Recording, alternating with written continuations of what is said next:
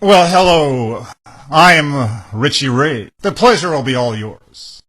Hey everybody, this is CANUCK. I'm a Texas Nightlife and also one of the proud owners of Songcast.net. And I just wanted to say hi to Lynn Amsterdam. How you doing, Lynn, out there on your show? I hope everything's going great for you. Saying hi to all the fans out there. Lynn's shows just rock. So get her done, Lynn.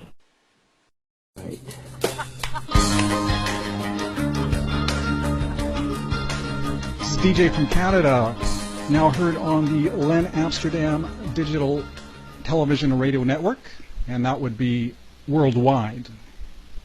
This is the debut edition of Whitby Shores Live. I would really like to introduce our next guest for you, Sleepy Bomb, all the way from New Orleans, Louisiana, United States of America.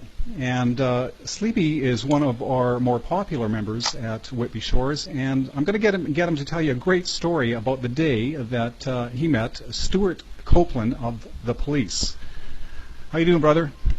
Oh, glad to be here, Len. Oh, the police story. Well, it was a night in 1978, early 78, I believe, and it was at a bar called Old Man Rivers. And we were opening for the Police, and they were on their first tour of America, and we were in the backstage in between sound checks, and the green room was very, very small, so we were all kind of packed in there. And me and my cousin were running through this song that we just wrote it, and Stuart just was enthralled and wanted to know all the chords, and he sat there and just enjoyed himself hanging around with the boys from New Orleans. He just loved the city. That's interesting. Were any of the Police songs charting at the time, or were they being played on the radio, or were they total unknowns at this time? Oh, maybe they had one single out, I think. The first album had just come out, and I know that Roxanne had not broken yet, so this was really early on. They had just started the East Coast leg of the tour. So yeah, they were pretty much unknowns. We just loved them because they were from England. You know, I'm Anglophile, so anything with a British accent usually swings my head. That's very cool. We'll be talking a lot to Sleepy Bomb, but the reason we're really here tonight is to showcase Sleepy Bomb.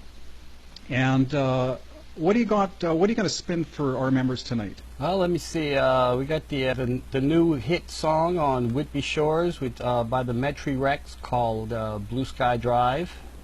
And once the technology gets better, I'm sure we'll have the accompanying video, but for now you'll have to go to the site to see it.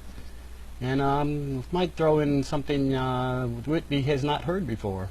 Very, very cool. Okay, folks, here we go. The Metri Rex, Blue Sky Drive, now heard on Whitby Shores Television and Radio. All right, here we go.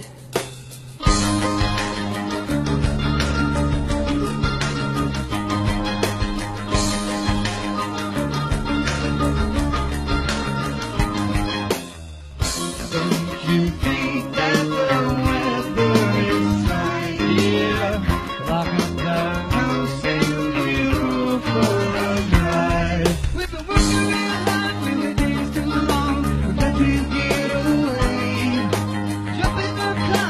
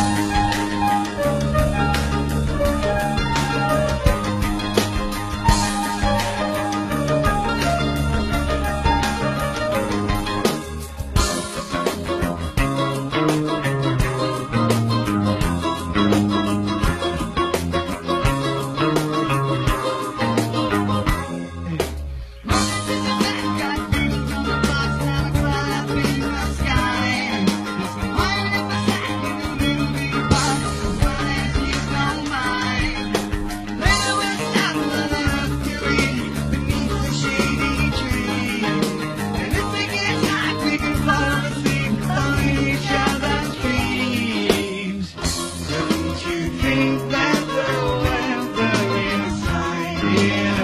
Roll down the windows, we'll go for a drive.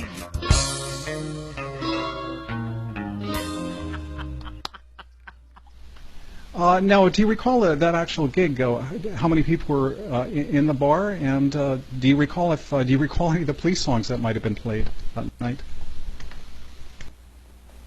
I remember there must have been maybe 200-300 people out of maybe the 6 that it holds, 5 or 6 that Old Man Rivers used to hold.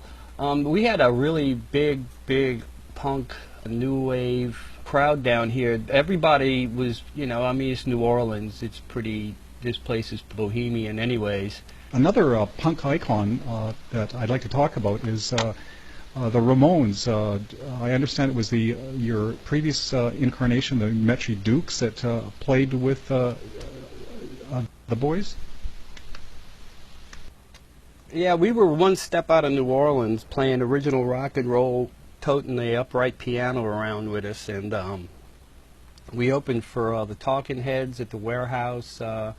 We opened for the Robert Gordon and Link Ray at Old Man Rivers, and the Ramones show was another one of these punk blowouts where every punk within 1,000-mile radius was there, and we opened for them. And that was a pretty funny sight in the back of the room too, because Joey is so dang big, and he's back there doing calisthenics, and he's knocking things down off the walls, and he's jumping around trying to get loose for the gig. And yeah, those are some heady times, man. We played about 285 days out of the year for about 4 years straight. Now you're doing some really good name dropping here, and you got my interest peaked. You mentioned Link Ray. I've been a big fan of Link. Please elaborate a little bit about your meeting that great guitarist. Well, we were all fans. We were like fans of just rock and roll in general. As a matter of fact, we were covering Rumble, which was his 50 instrumental hit. He was touring with Robert Gordon, and Robert Gordon was totally unique. There was nobody like him at the time, and he came to New Orleans, and most of this stuff was word of mouth and just whatever little ad putting on that we'd do, running around late at night and tagging telephone poles with flyers. And but he pulled a nice crowd, and Link, it was just, man, he was Mr. Cool. It looked like he just walked off of a Harley with his guitar slung around his back, man, like a gunslinger coming into town. It was really cool seeing him play. Now, being a big fan of Link, did you cover any of his material? I remember him doing Rumble for sure, and I'm not sure, he might have done 1 or 2. That was 30 years ago, so I don't even remember what the heck we played. But it's just, I remember him and they just looked so cool. They looked like they just stepped out of a deli in the 50s. You know what I mean, with the greased hair. They just looked so. Yeah, I got you. The Fonz. I seen Robert Gordon in Vancouver about 1990, and he was playing with Chris Spedding, and that was part of his look. He had the leopard skin jacket and like the slick back hair. That was a part of the show. But anyways, we're running short on time, and it is time to pause for the Sleepy Bomb cause. So let's end it all with a Sleepy Bomb track. And Mike, if I could get you to introduce it for Whitby Shores Television and Radio. Thanks a lot, buddy. It was good talking to you. All right, Len. Yeah, it's a pleasure. I enjoy talking to you, and I loved Whitby Shores. And just for the heck of it, here's a police sound-alike knockoff called Here Comes the Scary Part.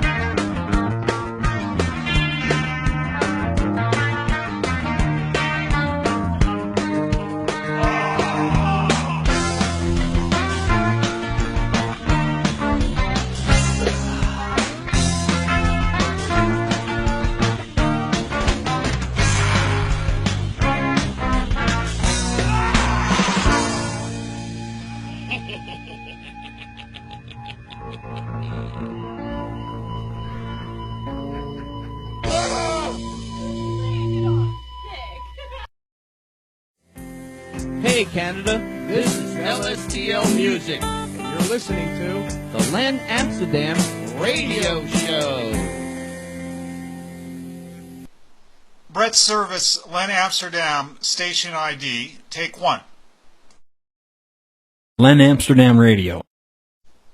It was really good, Brett. Can you try that again? Maybe a little bit more excitement in your voice. Len Amsterdam Radio. You've taken it to a whole new level. The only problem is I think you're speaking too quickly. Perhaps you could slow it down. Advances in cosmetic treatments for facial rejuvenation have come a long way in the last decade. People no longer have to expose themselves to expensive and possible dangerous procedures to look better. For many years, there has not been inexpensive alternatives to the surgical facelift. The Pangea non-surgical facelift involves no downtime, allowing you to look 10 to 15 years younger without any surgery at all. Electrical stimulation is employed to exercise, strengthen, and tone those muscles of the face that become weak over time. The Pangea lift rejuvenates the superficial skin. Over time, this first layer of skin can become thin, shallow, and rough textured. The Pangea lift uses ultrasonic energy to remove the outer dead layers of skin to smooth the surface. Collagen breaks down, causing wrinkles as we age in the deep layer of the skin. The Pangea lift uses ultrasound and electronic impulses to stimulate and increase the collagen content of the skin, which in turn will diminish pore size, reduce pigmentation, soften wrinkles, and remove spider veins. The electrical stimulation causes the facial muscles to contract and tighten. Consider it like exercise and toning for your face. Len Amsterdam Show, broadcasting from Canada. Hi, this is Tim Brummett, singer-songwriter from Spokane, Washington, keeping them simple and singing them pretty. And you're listening to the Len Amsterdam Show. Okay, we've got Tom Anders, Canadian poet, in with us today. Tom, can you tell us a little bit about yourself? I've been writing poetry for the last 6 years full-time. My first full-length book of poetry has just come out called A Different Shred of Skin. Had a little bit of difficulty finding a publisher in Canada for it, so this one was actually published out of Detroit. We had it printed up here in Canada. I sold, many American publishers can butcher the best of books down in the States, so I said to the American publisher, maybe if I could get a quote from our best printing house in Toronto. And when I came back with the price, he said, is that in American dollars? I said, no, that's in Canadian dollars. And so we brought business up this side of the border instead of always going south of the border. Now, being a Canadian, why is it you have to even go to the States to find a publisher? It's so difficult being an artist in Canada. It seems you don't get any recognition until you're accepted either in Europe or in the United States. I'm not in Paris. Here the pigeons are friendly. Grass still grows. Cars can park for free. One bank serves the town and a cafe is just opened, leaving many citizens grumbling. The roads are paved, not cobbled. Gas is cheap at Rob's Garage and the liquor store is doors away from that bank. There's a seasonal pizza house that serves the community. No subways to speak of. Art Nouveau is foreign, as toll painting is found a niche. The Legion won't allow turbans, so I don't go to the Legion. Gossip is entertainment, and the post office doubles for a central station of blessed skewed information. You know, it's tough to say, but I'm kind of glad I'm not in Paris. I'm T. Anders Carson, Canadian poet, and you're tuned in to Pepper Scott.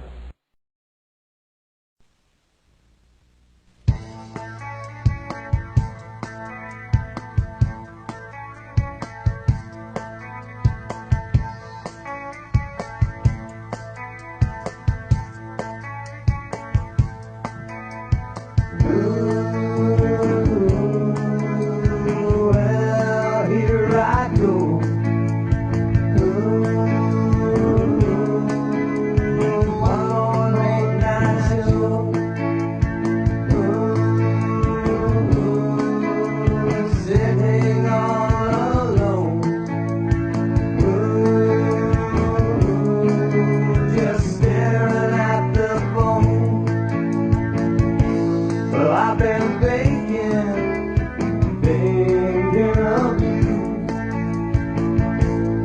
I've been thinking of you, and I hope you think of me too. I've been thinking of you.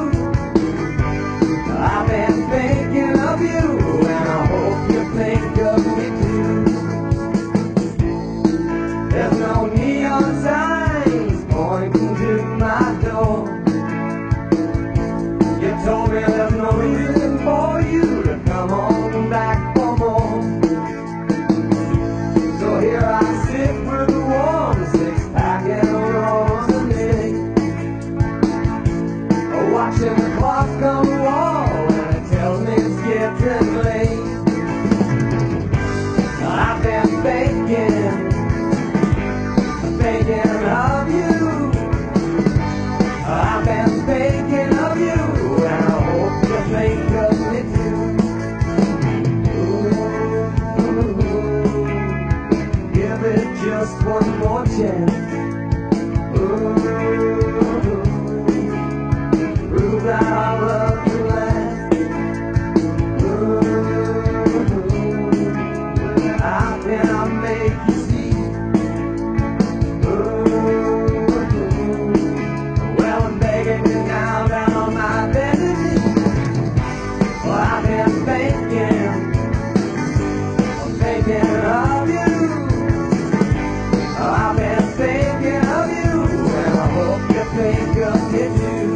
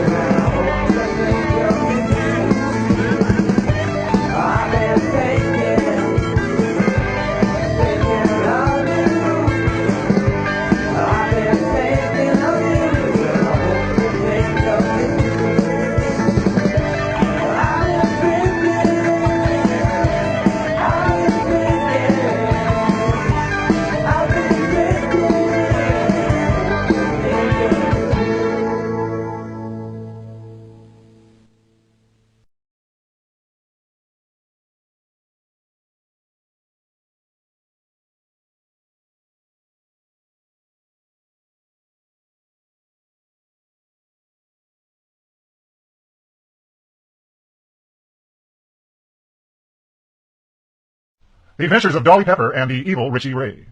Story and script by Yvonne Bertrand. Production by Len Amsterdam and Country Rose. Green Hills, USA is a small, quiet town. Dolly Pepper parks her car in the same space she has been parking every day, Monday through Friday for the past 10 years. As she walks into the Green Hills Bank, she wonders, could life be any more boring than this? Dolly is unaware that her life is soon to change, and the evil she is soon to meet. Good morning, Dolly. Good morning, Blanche. Can you bring those loan applications we were working on Friday? We have a very busy day ahead of us. They are already on your desk.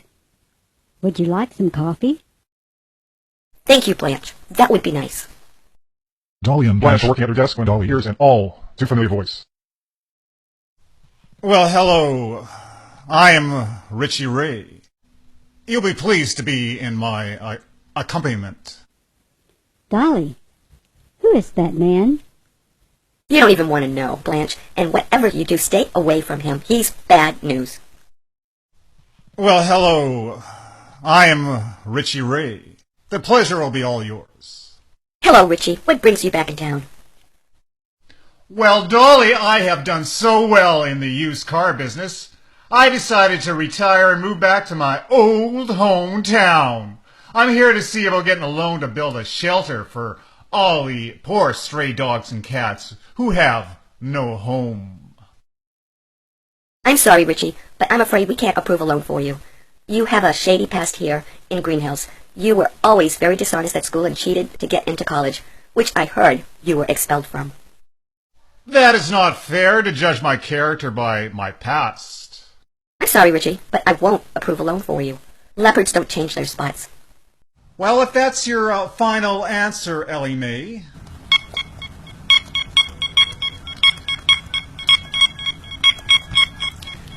Bells, get in here. Your loan officer won't approve my loan. What seems to be the problem here? Shame on you, Dolly Pepper. Give this good man the respect he deserves. Thank you, Mr. Bells. It was good doing business with you. Well, Dolly, looks like I got the loan. Do stop by and visit my shelter when it's finished. You might find a nice dog to keep you company. It must get lonely at times for a woman in her 30s who can't find a husband. You were Miss Icebox at school with your nose in the books. Keep your nose out of my business, Dolly, or you will regret the day you met Richie Ray. See you later, Hayseed. She turns around and walks out of the bank. 2 months later, Dolly, look. There is a picture of Richie Ray in the paper. He's standing in front of the shelter he built. There's a write-up about all the strays he has rescued. Dolly looks at the picture of Richie Ray and a chill goes through her. Richie Ray has won over the town with his good deeds. Dolly, have you heard? The mayor's wife's white poodle was stolen last night. Who would do a thing like that? Dolly knew who was capable of doing a thing like that. She shakes her head and says, I need your help, Blanche. We are going to get into the shelter and take a look around. I don't trust Richie Ray. I think he is a dog napper. That night, Dolly drives out to the shelter with reluctant Blanche by her side. What are we going to do, Dolly? You wait here. I will climb the fence and let you in. I can't climb a fence. I'm scared. What if we get caught? Grow up, Blanche, and stop whining. The dogs are all asleep, and Dolly, using a flashlight, finds Richie's office. She finds nothing. She looks for a trapdoor, but there's no basement. She checks all the cages, but there are no dogs here, but for a few strays. Dolly, I hope your suspicions about Richie Ray are gone. He is not the dog napper. He seems very nice. Oh, my dear, naive friend. We are going to that shelter every night until we catch Richie Ray in the act. Oh, dear. You are possessed with this man. The next night, a car with its lights out parks by some trees close to the shelter. I will take the first watch. You get some sleep.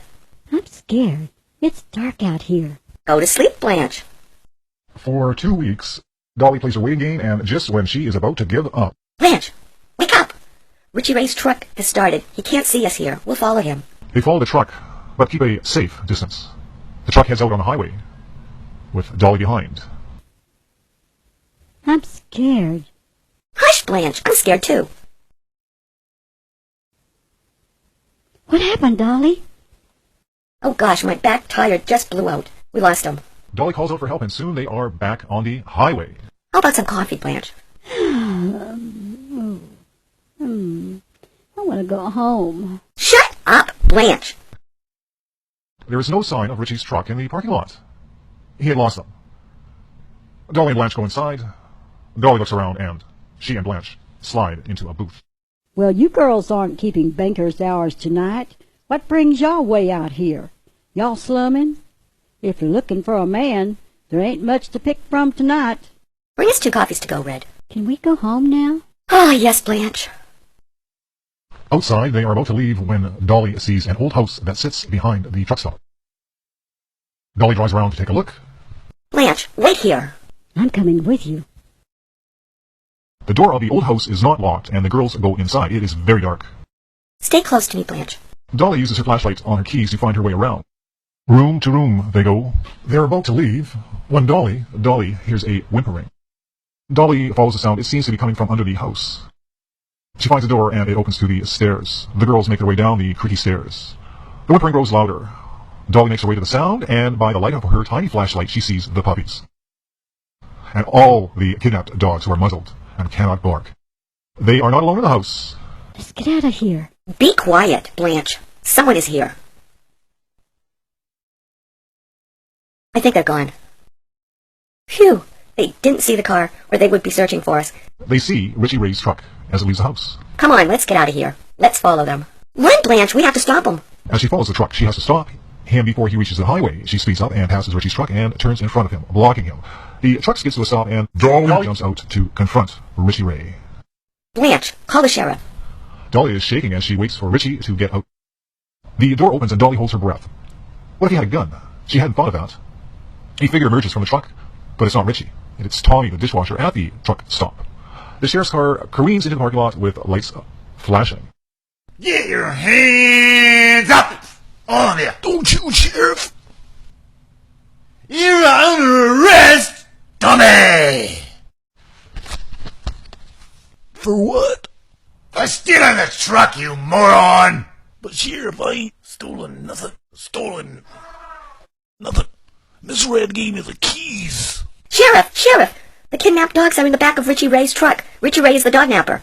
Shut up, Dolly. I'll be the judge of that. No, Sheriff. It is Richie Ray who is the dog napper.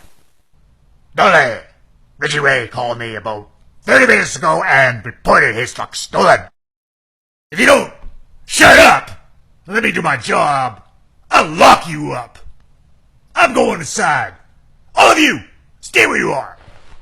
The jig is up, Red. Well, hello there, Sheriff. What brings you way out here tonight? And you're under the arrest for dog napping. What? I ain't dog nap no dogs. I was just doing Richie a favor letting him keep some of his strays out here. We just happened to be looking for that truck when we got a call. Richie called us out to the shelter to report his truck missing. You and your dishwasher are under arrest. He told me he was sick and I could take them to Braxton to a vet over there. I was busy, so I asked Tommy to take them. Tell it to the judge! We were framed. We are innocent. The dogs Dolly and Blanche found were strays. Dolly and Blanche didn't know this. Dolly thought they were dog-napped dogs. It was dark in the house. Richie had fooled her along with the others. The pooches that were dog-napped were being well cared for by Richie's old pal, who is a veterinarian. He keeps the stolen poochies at his place. They're going to sell them at a pet store, which the vet owns under an assumed name. The vet takes care of the stolen dogs for Richie. They are in cahoots. Richie was using Red as the fall gal. She didn't know it. Love is blind. You are under arrest for dog napping! Dog napping! Oh, Dolly, you can go home now. Poor Tommy just happens to be at the wrong place at the wrong time. The sheriff is also left with egg on his face when he is confronted by the angry owners, who have come to pick up their pets and are mad as hell at Red. He vows to keep her behind bars until she tells him where the stolen dogs are. Meanwhile, Richie can sell all his stolen animals and make a nice profit and move on to the next scheme, and continue to be a model and loved citizen of Green Hills, or so he thinks. Can we please go home now, Dolly? Well, at least the dogs are safe. I will prove what I know is true, and your evil will be brought to light some day, Richie Ray. The next day, Dolly drives to the shelter and confronts Richie. Several weeks pass by. Dolly is at her desk working when she discovers a foreclosure notice on her desk with the name Richie Ray. She picks up her purse and tells Blanche she has an errand to run. Dolly drives to the shelter. Richie, I foreclosed on your loan for lack of payment. The bank now owns your shelter, and I have found someone honest to run it. You win this time, Dolly. But you haven't beaten Richie Ray. You will never win. I will be back.